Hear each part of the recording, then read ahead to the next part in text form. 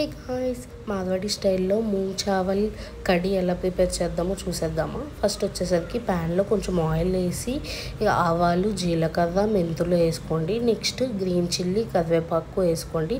బాగా ఫ్రై అయిపోయాక ముందుగా మజ్జిగలో శనగపిండి కొంచెం కలిపి పెట్టుకున్నాము.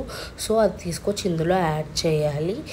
యాడ్ చేశాక మీకు వచ్చే కన్సిస్టెన్సీ బట్టి మీరు వాటర్ అన్నది యాడ్ చేసుకోవచ్చు. వాటర్ కూడా యాడ్ చేసుకున్నాక కొంచెం పసుపు, సాల్ట్ యాడ్ చేద్దాము.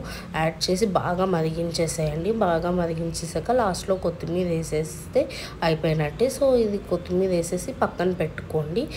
కర్రీ ప్రాసెస్ ఇంతే. కర్రీ రెడీ అయిపోయింది. ఇప్పుడు వచ్చేసరికి మూంగ్ దాల్ ఎలా ప్రిపేర్ చేద్దామో చూసేద్దాము.